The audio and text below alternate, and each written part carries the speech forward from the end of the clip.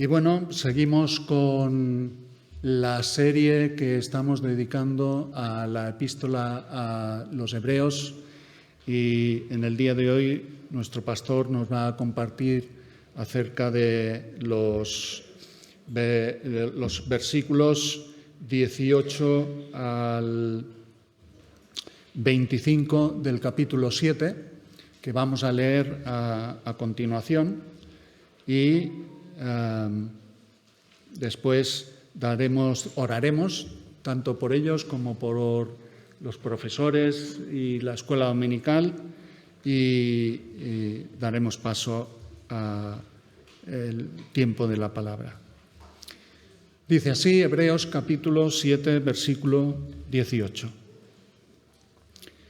Porque ciertamente queda anulado el mandamiento anterior por ser débil e inútil, pues la ley nada hizo perfecto, y se introduce una mejor esperanza mediante la cual nos acercamos a Dios. Y por cuanto no fue sin juramento, pues en verdad ellos llegaron a ser sacerdotes sin juramento, pero él por un juramento del que le dijo: el Señor ha jurado y no cambiará, tú eres sacerdote para siempre. Por eso, Jesús ha venido a ser fiador de un mejor pacto. Los sacerdotes anteriores eran más numerosos porque la muerte les impedía continuar, pero Él conserva su sacerdocio inmutable, puesto que permanece para siempre, por lo cual Él también es poderoso para salvar para siempre a los que por medio de Él se acercan a Dios, puesto que vive perpetuamente para interceder por ellos. Vamos a orar. Señor y Padre, queremos darte gracias por tu palabra preciosa que nos colma de esperanza, nos colma de gozo, de paz, sabiendo que aquello que tú has hablado, Señor, el cielo y la tierra pasarán antes que deje de cumplirse una sola tilde, una sola letra. Así pues, te damos gracias, Señor, por esa palabra que tú también tienes para nosotros, que te rogamos pongas la sabiduría en el corazón, en los labios, en la voz de Eric, para compartirla, así como también, Señor, a los profesores de escuela dominical, compartiendo esas historias, esa palabra también con los niños, con nuestros niños.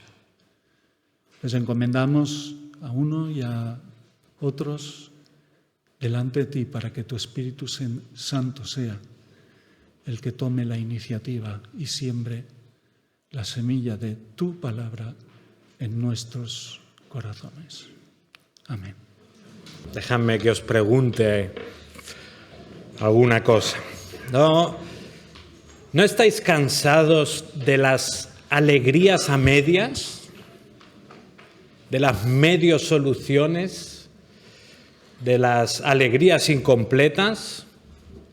Por ejemplo, ¿no estás cansado quizá de tu equipo de fútbol gana, pero resulta que es porque el árbitro le ha robado un gol al equipo contrario? Entonces estás contento, pero no me refiero a ningún partido en concreto, pero estás como, bueno, contento, pero con esa espina, ¿no? No sé si a veces os pasa que vais en el coche escuchando una de vuestras canciones favoritas, que es casi como estar en el cielo, y de repente te salta el anuncio. ¿A quién no le molesta? ¿No? Te interrumpe ese momento de plenitud, de felicidad. Igualmente pasa a los que nos gusta comer, que anticipas una comida súper especial, muy bonita, muy buena, la comes y cuando has acabado es como, bueno, pero no era para tanto, ¿no? O, sí, estaba bien, pero ahora ya ni tengo hambre ni me apetece nada. La verdad es que miremos donde miremos, nos encontramos rodeados de felicidades incompletas, de alegrías que están bien, son temporales, pero que no duran para siempre. Y me gustaría que en esta mañana podamos pensar si no hay alguien que me pueda asegurar una felicidad, una plenitud completa y eterna. Algo que me pueda asegurar que llegará un día donde realmente ya no me tendré que preocupar de disfrutar de las cosas de una forma parcial o con espinas o de una manera incompleta. Continuamos con esta epístola a los Hebreos, que de alguna manera nos está llevando a como coger un microscopio y ver muy de cerca lo que son aspectos de la obra de Jesús y de su propia persona.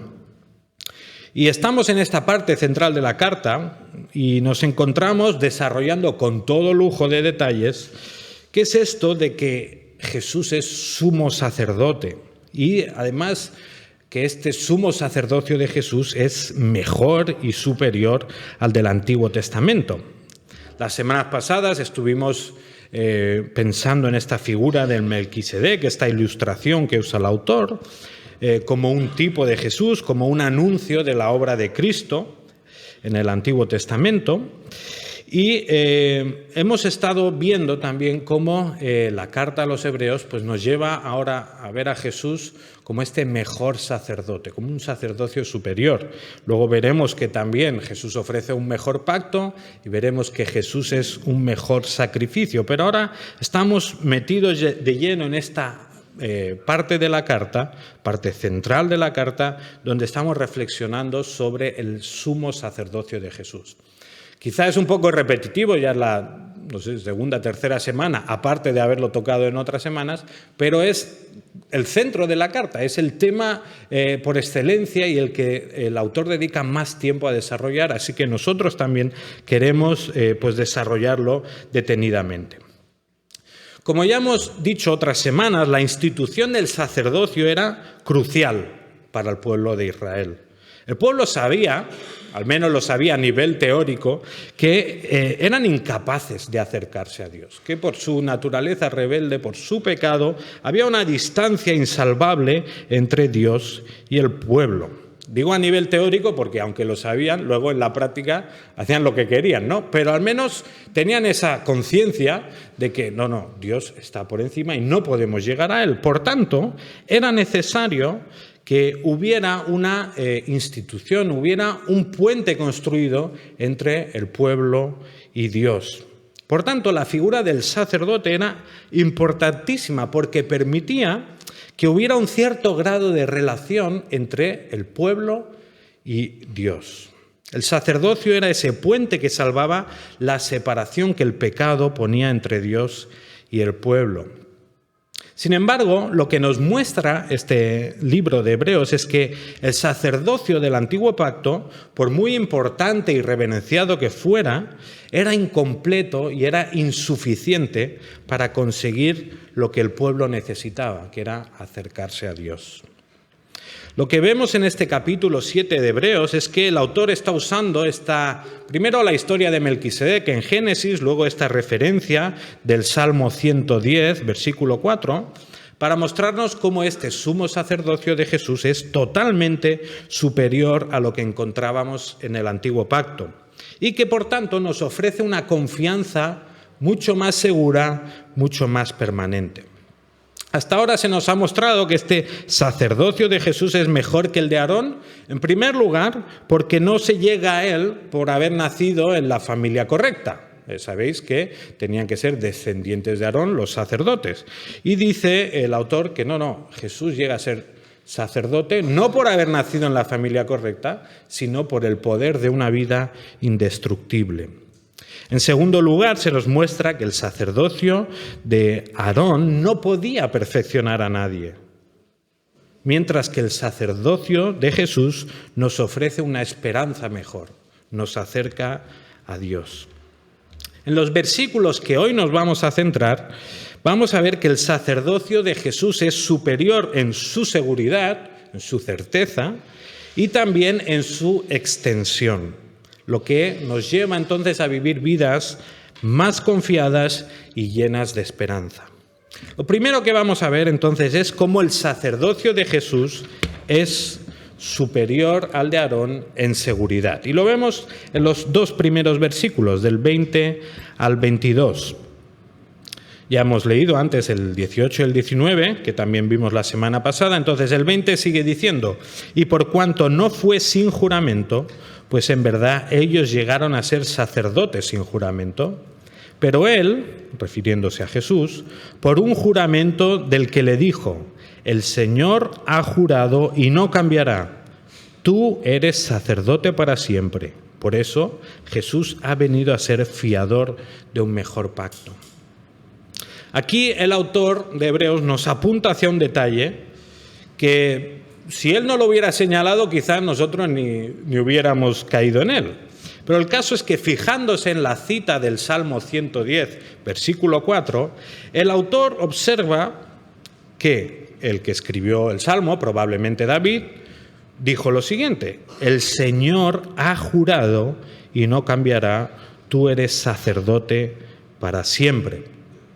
Es decir, cuando Dios se está refiriendo aquí al Mesías como sacerdote, le está diciendo que es según el orden de Melquisedec, eso lo veíamos antes, que es un orden diferente al de Aarón, pero es que además en esta referencia el Señor está jurando y afirmando que no cambiará de idea. ¿Se entiende bien? En el Salmo 110, entonces, se nos transmite una información que no tenemos recogida en ninguna otra parte de la Biblia, y está sacando a la luz una especie de conversación intratrinitaria, o entre el Padre y el Hijo en este caso, donde vemos que el Padre le dice al Hijo: tú eres sacerdote para siempre. Y es algo que el Padre jura. En cambio, dice el texto de Hebreos, cuando Dios instaura el sacerdocio de la familia de Aarón, no hace ningún juramento, dice cosas elevadas, dice cosas importantes al respecto, pero no se produce un juramento como vemos hecho en el Salmo 110. ¿Qué significa esto para el autor? Pues que Jesús está establecido de una forma mucho más segura como sumo sacerdote, ya que Dios mismo fue el que jura que Jesús va a ser sacerdote, y como dice el Salmo, ha jurado y no cambiará. Es algo determinado, es algo firme, algo que Dios ha decidido y que será así, nos pongamos como nos pongamos, pase lo que pase. Nos encontramos aquí, en verdad, con un argumento similar al que vimos en el capítulo 6, donde se nos decía que Dios le había jurado las promesas a Abraham y que, como no podía jurar por nadie superior al mismo, porque no hay nadie superior a Dios, le decían que Dios juró por sí mismo a Abraham que iba a cumplir esas promesas. Por tanto, esas promesas están totalmente aseguradas porque Dios las ha jurado. Pues de la misma manera vemos aquí que este sacerdote, nombrado en el Salmo 110, está establecido de una forma segura y permanente, que este sacerdocio de Jesús es superior al de Aarón porque ha sido jurado por Dios y porque nunca cambiará. Por tanto, este sacerdocio de Jesús es mucho más digno y mucho más seguro, y por tanto es un sacerdocio en el que podemos confiar de una forma total y plena. El texto sigue remarcando esta seguridad que ofrece el juramento de Dios y lo lleva a una conclusión lógica, que es la del versículo 22. Dice: por eso, ¿no?, refiriéndose a lo que he dicho antes, o de igual manera, Jesús ha venido a ser fiador de un mejor pacto. O podríamos traducir también: Jesús ha venido a ser garante o garantía de un mejor pacto. No sé qué experiencia tenéis vosotros con las garantías de las cosas que compráis. Probablemente compramos cosas, dicen: no, es que tiene 10 años de garantía. Y se te estropea los dos, llamas: oye, que se me ha estropeado y tiene 10 años de garantía. No, pero es que los 10 años era de solo esta pieza pequeña, que no es lo que a ti te pasa. Tienes que comprarte otro nuevo. No sé si os ha pasado o somos los únicos desgraciados. Me parece que sí, ¿verdad? Las garantías que este mundo ofrece, las garantías que prometen mucho, realmente son papel mojado. Realmente a la hora de... O ya no nos pongamos a hablar de los seguros del hogar, etcétera, etcétera, ¿no? Las garantías que este mundo ofrece son limitadas. En cambio, aquí se nos está diciendo, no, este pacto que Dios está ofreciendo tiene un mejor fiador, tiene una garantía superior, una garantía plena, porque Dios ha jurado que Jesús es sacerdote y lo será para siempre. Lo de que tenemos un mejor pacto, esto lo vamos a ver más en el capítulo 8, así que no vamos a decir nada al respecto, pero destacamos ahora que el autor se refiere a Jesús como fiador o como garantía. El Hijo de Dios encarnado, su obra y su persona son la muestra de que el juramento de Dios se cumple. Jesús es la evidencia más clara del cumplimiento de las promesas de Dios. Por eso, este sacerdocio de Jesús, esta mediación de Jesús entre el ser humano y Dios, está establecida de una forma mucho más segura y mucho más clara, porque Jesús mismo es esa garantía. Por tanto, resumimos lo que hemos dicho hasta ahora. El sacerdocio de Jesús es superior al de Aarón porque Dios juró al respecto y por tanto es un sacerdocio mucho más seguro. Bueno, ¿cómo te quedas al saber esto? ¿Cómo te quedas al saber que el sacerdocio de Aarón no es tan grande como el de Jesús? Pues probablemente te da igual que a mí. Probablemente no te importa un pimiento, porque en la vida se te ha ocurrido pensar que el sacerdocio de Aarón era una gran cosa para ti. En la vida se te ha ocurrido plantearte que, ¡ay, qué suerte que tenemos el sacerdocio de Aarón! Pues claro que no, porque llevamos 2000 años de cristianismo y no es una cuestión con la que nosotros hayamos tenido que tratar. Pero ahora poneos en la piel de un judío del primer siglo. Esta carta a los hebreos probablemente está escrita en la década de los 60, pero de los 60 del primer siglo, antes de la destrucción del templo. Y pensamos que cuando está escrita esta carta, todavía hay un templo, todavía hay un sumo sacerdote, todavía hay sacerdotes, todavía hay sacrificios, todavía está funcionando el sistema del antiguo pacto. Entonces, pensad que los cristianos del primer siglo, que la mayoría venían de trasfondo judío, pues eran personas que eran judías y de repente empiezan a escuchar, ¿no?, sobre otro sumo sacerdote, pero uno que ni siquiera viene de la tribu de Leví, o sea que no es de la familia correcta, que además no viene de la familia de Aarón, un sumo sacerdote que además no pueden ver, no pueden tocar, no pueden interactuar con él, un sumo sacerdote que además no va vestido con lo que tocaba. Sabéis que el sumo sacerdote tenía que vestirse de una forma especial, muy concreta, todo tenía su simbolismo. ¿Cómo iba Jesús? De cualquier manera, podríamos decir, en comparación, ¿no? Pero es que además este nuevo sumo sacerdote del que están hablando ha sido humillado, ha sido torturado, ha sido crucificado. O sea, esto es impensable que le puedas pasar al sumo sacerdote. ¿Cómo iba a ser Jesús el sumo sacerdote? Pensad en alguien que lleva toda su vida en el antiguo pacto, que desde siglos y siglos y siglos el sumo sacerdote ha sido alguien de la familia de Aarón y ahora aparece este Jesús que dicen que es sumo sacerdote. Entendemos que entonces podría haber cierta lucha, ¿verdad? Podría haber cierta duda en las personas de ¿realmente Jesús es este sumo sacerdote? Si de toda la vida viene de la familia de Aarón, si de toda la vida ha ido con este traje, ha estado en el templo, ha estado haciendo estas cosas. Bueno, estos pensamientos eran con los que los cristianos de trasfondo judío del primer siglo tenían que batallar. La tentación de volver a lo que conocían de toda la vida, la tentación de volver a lo que les daba una aparente seguridad. Entonces, como decía, A nosotros no nos ha supuesto ninguna crisis de fe, ¿no? Comparar el sacerdocio de Jesús con el de Aarón, pero,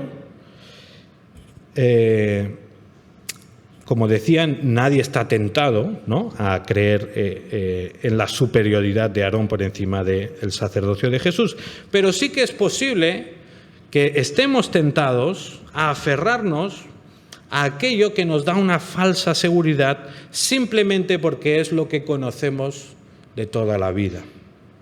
Quizás sí que estamos tentados a confiar más en formas de hacer, en formas de pensar que hemos heredado antes que poner nuestra seguridad en la revelación de Dios. Por ejemplo, ¿no?, si pensamos en nuestra vida de iglesia, podemos estar tentados a aferrarnos a formas de hacer que no tienen por qué ser bíblicas, que no tienen por qué surgir de la Escritura. Es normal, nos asustan los cambios y recurrimos a esta frase que nos gusta tanto: esto siempre se ha hecho así. Me da seguridad, siempre lo hemos hecho así. Ha funcionado en el pasado, me gusta, lo dejamos así. Siempre se ha hecho así. Si nuestro principal argumento para defender algo es que siempre se ha hecho así, pues tenemos que reconocer que es un argumento un poco débil y que probablemente no esté ayudando al desarrollo de la Iglesia. En cambio, ¿qué es lo que le importa al Señor? Pues qué es lo que he dicho en mi palabra. Al Señor le importa qué es lo que Él nos ha revelado.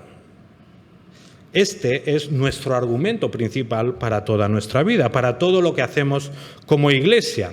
¿Qué es lo que ha hecho Dios? ¿Qué es lo que ha dicho Dios en su palabra? Fijaos cómo el autor de esta epístola está rescatando una frasecita del Salmo 110 y la está usando para justificar la superioridad del sacerdocio de Jesús. Asimismo, cuando nosotros pensamos en las cosas que tenemos que hacer como iglesia o cuando evaluamos las que ya estamos haciendo, no podemos sujetarnos a lo que me gusta, a lo que me deja de gustar, lo que se ha hecho siempre, sino que la palabra de Dios es nuestra referencia y la que regula lo que hacemos. ¿Qué pasaría, por ejemplo, si en vez de servir los símbolos en esta mesa tan bonita que tenemos, pues ponemos una de plástico medio rota? ¿Pasaría algo? En esencia no pasaría nada. No es tan bonita, obviamente, pero no pasaría nada. ¿Qué pasaría, en cambio, si en una reunión, pues en vez de compartir la palabra, nos ponemos a compartir sobre una película que hemos visto? Ahí habría un problema, porque Dios sí que nos llama ¿a qué? A hablar sobre la palabra de Dios. Entonces, es importante que tomemos la Escritura y que sea esta nuestra referencia, que sea esta la que nos muestra qué cosas tenemos que hacer, qué cosas tenemos que dejar de hacer. Y como vemos en esta carta, también estamos llamados a no aferrarnos a aquello que conocemos, a aquello que siempre hemos hecho simplemente porque nos trae seguridad. Lo bueno de tener nuestra seguridad puesta en Jesús es que podemos, sin ningún tipo de problema, desechar la carcasa, el envoltorio, y quedarnos con la esencia. El cristianismo, el mensaje del Evangelio, tiene la ventaja de que puede ir por todo el mundo y adaptarse a cualquier cultura. La Biblia se puede traducir a muchos idiomas y los cristianos en diferentes partes del mundo pues expresarán su adoración a Dios de formas distintas, porque somos diferentes. Lo mismo pasa en el tiempo. Podemos ir cambiando cosas externas y superficiales porque no son las que importan. Lo que importa es la esencia y el mensaje. Por eso, estar aferrados a la seguridad que nos da Cristo y no las que nos dan las formas es tan importante. Por eso es tan importante también conocer la palabra de Dios para tenerla como nuestra autoridad y referencia. Estamos hablando a nivel de iglesia, pero a nivel personal. también todos estamos llamados a considerar a Jesús infinitamente superior y valioso en comparación con aquellas cosas que quizá hemos heredado de nuestra familia. Hay tradiciones familiares que parecen inamovibles. Sé que muchos de aquí habéis tenido que en vuestro día luchar, pues, por ejemplo, contra la tradición o contra el hecho de ser protestante en vez de católico. Y quizá, no en mi caso, pero en caso de varias personas, en vuestro momento fue una gran deshonra familiar el que, este es protestante, o este es evangélico, no sé si se decía en esa época. Es como ha abandonado los valores familiares, nos ha desechado, nos ha rechazado completamente y ahora se ha ido al otro bando, por decirlo de alguna manera. ¿Pero qué teníais que hacer? ¿Estimar las tradiciones familiares o estimar a Jesús? Gracias a Dios que muchos de vosotros considerasteis que Jesús era superior también a las tradiciones familiares y a la seguridad que la propia familia nos puede ofrecer. Igualmente puede pasar en nuestros trabajos, con nuestros amigos. Puede ser que hayan costumbres, cosas que hacemos y decimos y formas de actuar que se han instalado en nuestra vida, que son hábitos, pero que no están anclados en la palabra. Y nos da miedo cambiarlos, nos da pereza, nos da reparo porque no queremos que nos vean diferentes o porque no queremos hacer ese esfuerzo. Pero estamos llamados a estimar a Cristo, a Jesús, por encima de todas las cosas y a poner nuestra seguridad en Él y no en lo que ya conocemos y no en nuestras formas de hacer. Nuestra seguridad nunca debe estar puesta en cosas externas y sujetas a cambio. Nuestra seguridad debe estar puesta en la palabra de un Dios eterno e inmutable. Vemos entonces que Jesús es superior como sacerdote al sacerdocio de Aarón, porque es un sacerdocio más seguro, es una garantía de un mejor pacto. En segundo lugar, vamos a ver cómo el sacerdocio de Jesús es mejor que el de Aarón, porque es superior en su extensión.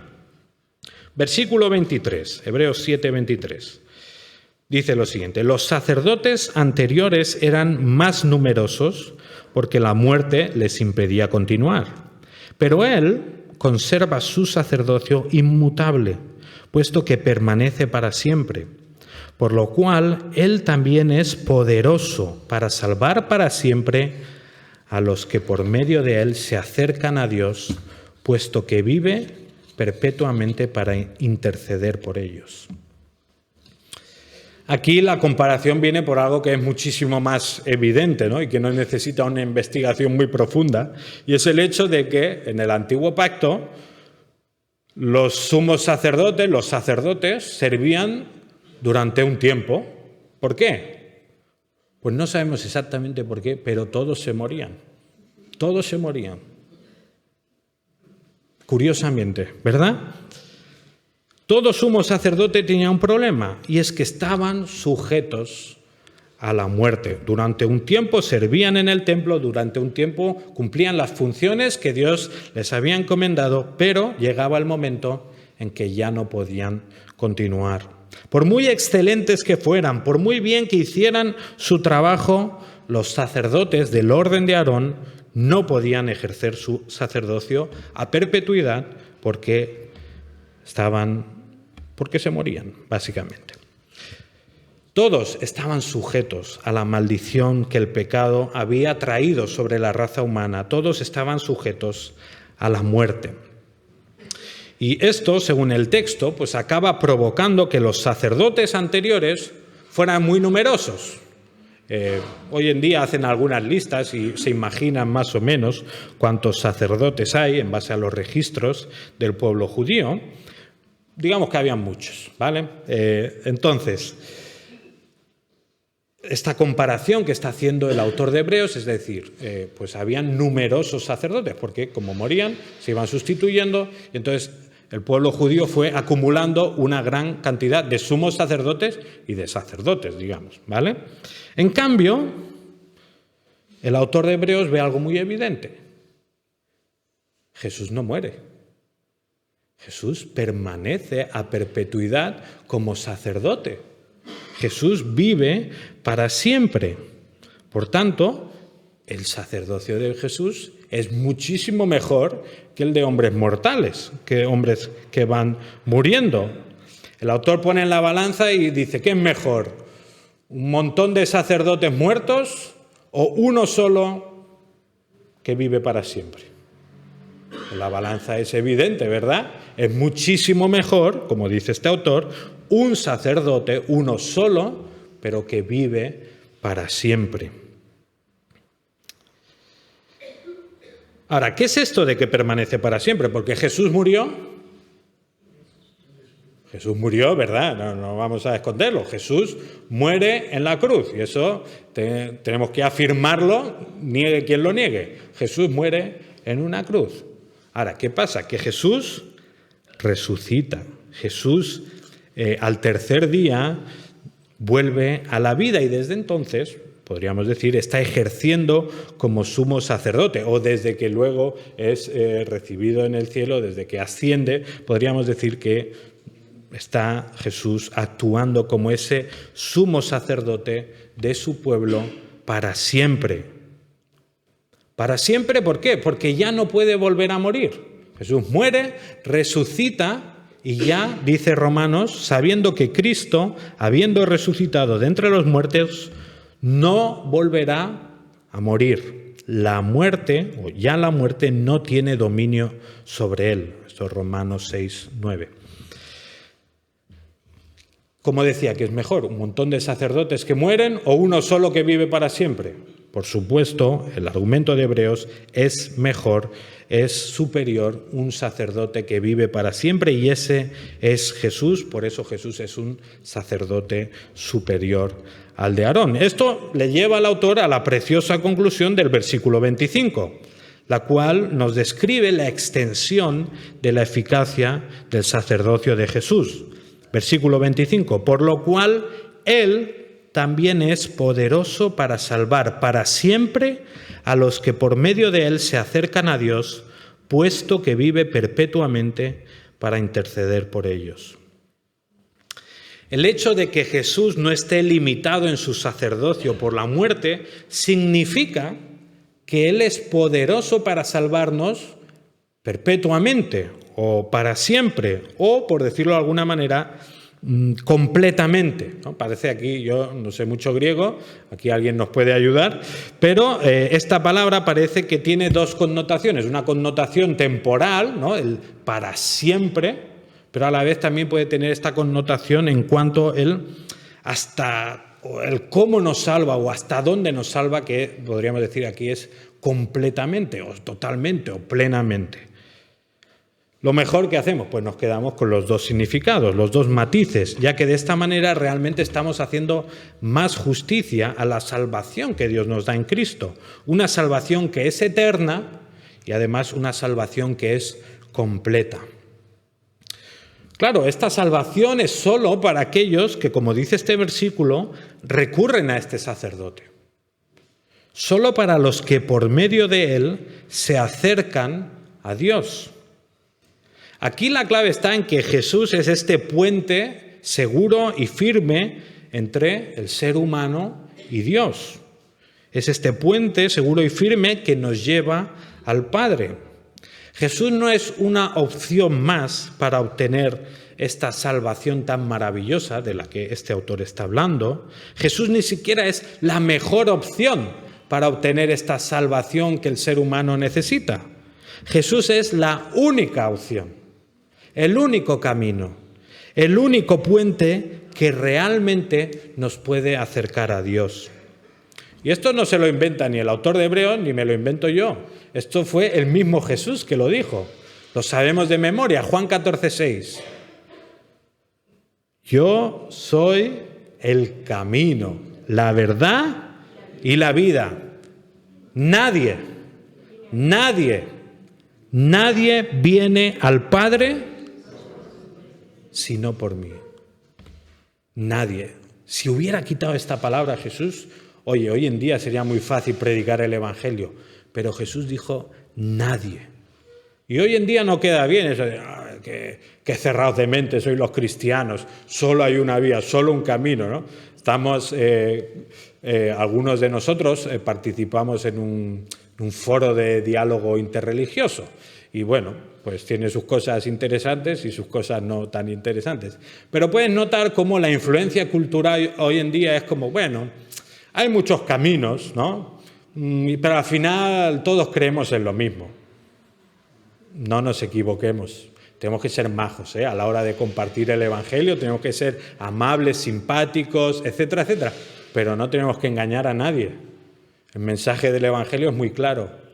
Nadie viene al Padre si no es por mí. Nadie puede salvarse si no es a través de Cristo.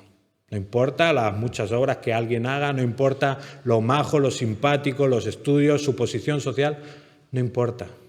Solo hay un camino al Padre y es Jesús. Y el versículo 25 acaba con una frase que nos muestra el por qué Jesús es poderoso para salvarnos para siempre. Dice, puesto que vive perpetuamente para interceder por ellos. Cuando pensamos en la salvación que Jesús nos da, que el Jesús nos regala, es fácil que acabemos pensando en ella en dos extremos, ¿no? En el extremo pasado, ¿no? De Jesús me salvó, ¿no? Jesús muere en la cruz por mis pecados y en ese momento Jesús me salva. Es correcto. O podemos pensar en el futuro, la salvación futura, ¿no? Llegará el día, cuando yo muera, cuando Jesús vuelva, donde Dios me salvará, donde seré salvado del infierno, donde Dios me acogerá en su presencia eternamente y para siempre. Y es correcta esta faceta también, pasado y futuro. Pero además hay una faceta presente de la salvación y es que Dios nos está salvando. Dios nos está salvando. La salvación tiene un componente presente.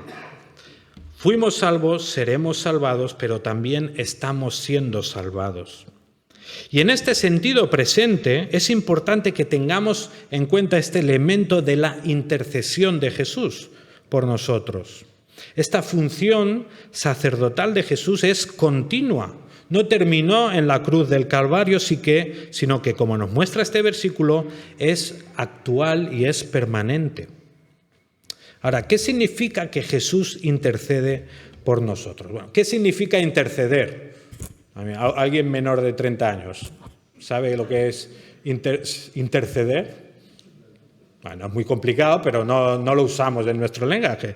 Interceder significa mediar, pedir, rogar, suplicar.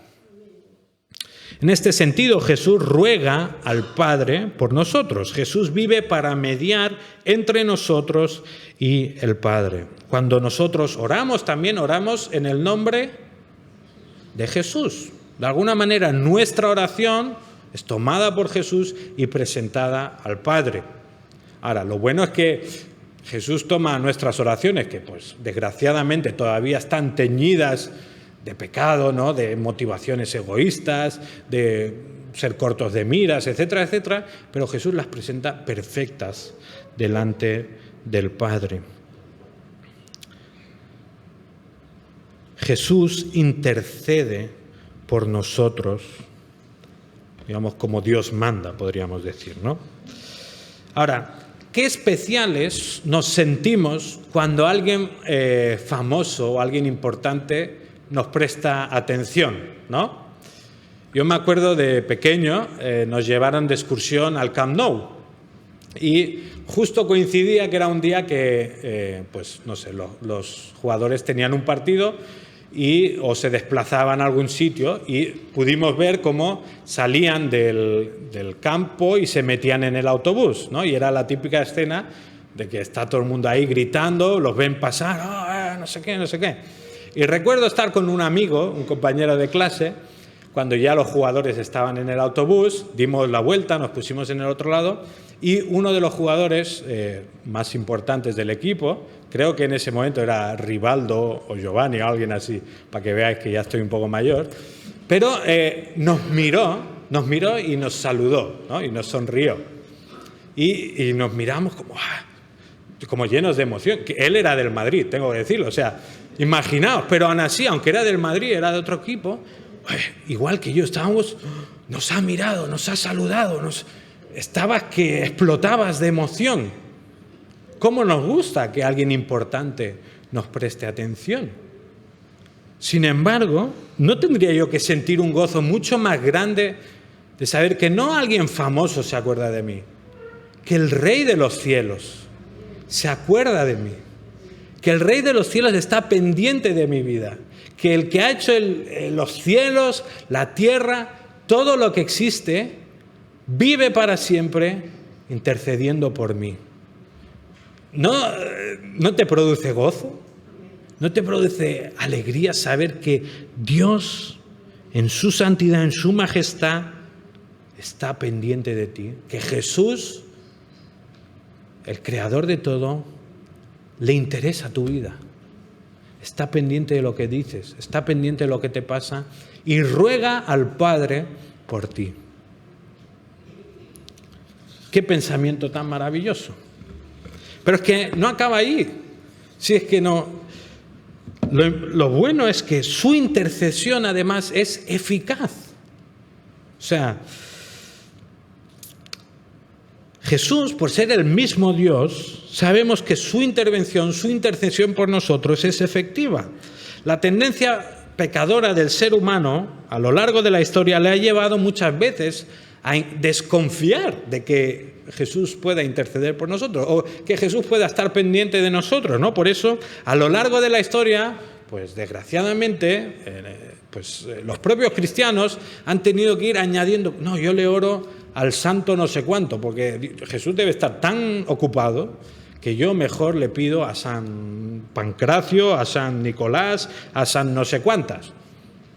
O, mejor aún, le voy a pedir a su madre. Porque si le pido a su madre, seguro que consigo lo que quiero, ¿verdad? Esa es la tendencia del ser humano, a creer en puras supersticiones que lo que esconden básicamente es falta de fe en la intercesión de Jesús, en lo que Él ha dicho, en su palabra. En ningún caso la palabra nos lleva a, oye, cógete otra persona que le pida a Jesús y entonces conseguirá lo que quiere. No. Jesús dijo, pedid en mi nombre. Pedid las cosas directamente a Dios. La intercesión de Jesús es eficaz, no necesita extras. Antes de morir, tenemos esta escena donde Jesús le anuncia a sus discípulos, ¿no? Bueno, me vais a traicionar, me vais a abandonar, me vais a dejar solo. ¿Y quién aparece ahí? Pedro dice, en la vida eso no va a pasar. Aunque tú mueras, yo moriré contigo. Y Jesús le responde, en Lucas 22, 31 y 32, dice, Simón, Simón, mira que Satanás os ha reclamado para zarandearos como a trigo. Pero, versículo 32, yo he rogado por ti, para que tu fe no falle. Y tú, una vez que hayas regresado, fortalece a tus hermanos. Fijaos, Jesús le dice a Pedro, yo he rogado por ti. Jesús ha intercedido por Pedro y ha dicho que su fe no falte. Y Pedro negó a Jesús, ¿verdad? ¿Pero qué acabó pasando? Lo que Jesús dijo, pero cuando vuelvas, cuando hayas regresado, fortalece a tus hermanos. O sea, Jesús estaba intercediendo por Pedro y se produjo lo que Jesús dijo.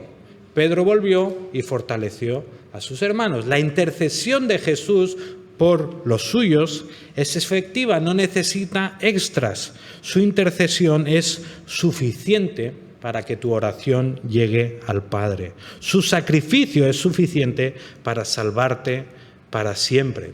Así que no vayas por la vida confiando en Jesús más, algo más. Jesús no necesita un plus, no necesita un extra de nada. Jesús es suficiente y su intercesión es efectiva.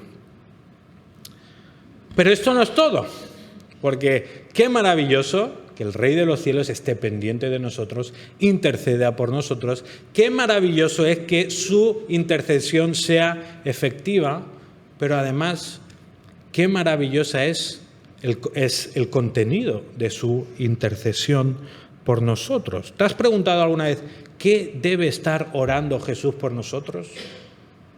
¿Qué es lo que está pidiendo? ¿Qué es lo que está transmitiendo al Padre? Quizás son muchas cosas, pero hay un lugar en la Biblia donde podremos hacernos una idea bastante clara de lo que Jesús ruega por los suyos.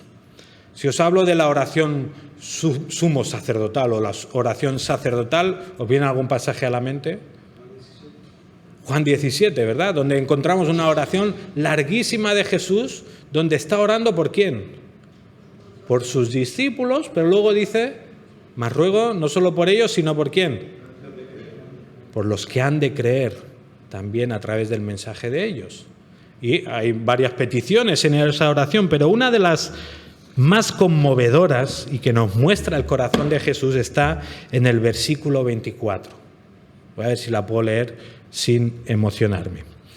Juan 17, 24. Jesús está orando por nosotros y dice, Padre, quiero que los que me has dado estén también conmigo donde yo estoy, para que vean mi gloria, la gloria que me has dado. La oración sigue, pero ¿os dais cuenta de lo que está pidiendo Jesús? Jesús le está pidiendo al Padre, quiero estar con ellos, quiero que estén conmigo, quiero que disfruten de mi gloria, quiero que me contemplen para siempre, que estén en mi presencia y que puedan disfrutar de mí en todo mi esplendor. ¿Es maravillosa o no es maravillosa esta petición? Jesús está orando para eso. Jesús está orando para que lleguemos al final del camino, al final de los tiempos y para que llegue un día donde podamos disfrutar de Él completamente, no a medias. Y su intercesión es eficaz. Lo que Él ora se cumple. El deseo de nuestro Salvador es que disfrutemos de Él contemplándole para siempre. Volviendo a los versículos de Hebreos, concluimos entonces que el sacerdocio de Jesús es superior al de Aarón en su seguridad y en su extensión.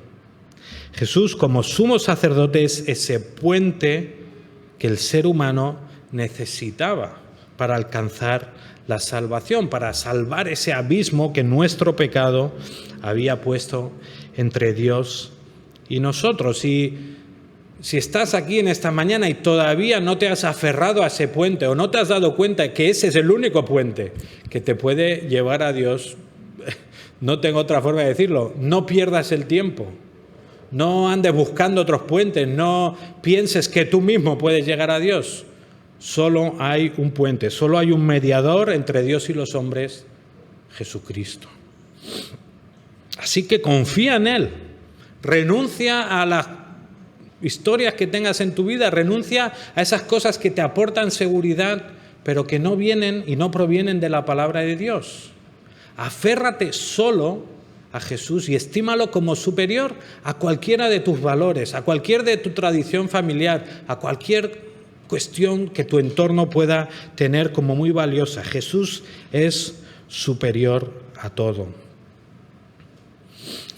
Si eres creyente, si ya te has entregado a Cristo, si ya vives para su gloria, asómbrate de que el Rey de los cielos quiere tener una relación continua contigo y que Él vive perpetuamente, para siempre, para interceder por ti. Descansa en que Jesús no es simplemente el puente, sino que Jesús es como la cinta transportadora. O sea, tenemos en un lado pues el mundo que va a perecer, el mundo que va a ser juzgado, lo que va a ser destruido, un mundo que está lleno de pecado, donde vivimos y donde sufrimos y donde además aportamos nuestra cuota de pecado. Pero una vez que confiamos en Cristo, que confiamos en Él, pasamos a estar en el puente que une esto con Dios, con el Padre. Y una vez que hemos sido salvados, ya estamos en ese puente. Ya no nos vamos a caer, estamos seguros. Dios es el que nos protege. Pero estamos en camino ¿a dónde? Estamos en camino, no nos vamos a quedar viviendo en el puente, por decirlo de alguna manera. Ese puente nos lleva a Dios, al Padre, a esa salvación eterna. Y no es que una vez que estás en el puente, pues ya eres tú el que te apañas. Digamos, yo soy Dios, yo te pongo en el puente, de aquí hasta ahí te apañas tú. No. Digo que Jesús es como esta cinta transportadora que además de estar en el puente nos lleva hacia el Padre. ¿Y cómo lo hace? A través de esta intercesión constante por nosotros. De Jesús viviendo para interceder por nosotros. De esta manera, no solo Cristo nos salvó, sino que nos está salvando para que un día alcancemos nuestra salvación completa. Y llegará el día que, como estaba orando Alberto antes, estaremos en su presencia, estaremos ya disfrutando, no de una forma a medias, no con ese regusto de esto en cualquier momento se me desmonta, sino que ya estaremos completamente en la presencia de Dios, disfrutando de su gloria. Estaremos disfrutando de Dios sin ya el luchar contra nuestro carácter, sin tener que mordernos la lengua, sin tener ese impulso de querer hacer daño a los demás o simplemente de estar defendiendo nuestro orgullo. No más luchar contra la pereza, no más luchar contra la enfermedad, contra la tristeza, contra la soledad. No más luchas contra las tentaciones o contra otras personas que nos puedan estar haciendo daño. Ese día seremos completamente santos y disfrutaremos sin fecha de caducidad. Disfrutaremos de Dios para siempre, de lo que Él ha preparado eternamente para sus hijos. Disfrutaremos ese día de lo que nuestro sumo sacerdote ha conseguido para nosotros. Dice Apocalipsis 22, del 3 al 5, y ya no habrá más maldición, y el trono de Dios y del Cordero estará allí, y sus siervos le servirán. Ellos verán su rostro, y su nombre estará en sus frentes, y ya no habrá más noche, y no tendrán necesidad de luz de lámpara ni de luz de sol, porque el Señor Dios los iluminará y reinarán por los siglos de los siglos. Jesús está orando para que esto llegue. Jesús está orando para que un día disfrutemos de esto y su intercesión es eficaz, su intercesión es perpetua, su intercesión es permanente. Así que confía solo en Cristo, confía solo en lo que Él ha hecho y descansa en Él. Vamos a orar y darle las gracias por lo que Él ha hecho por nosotros. Vamos a pedirle ayuda para que podamos confiar solo en Él.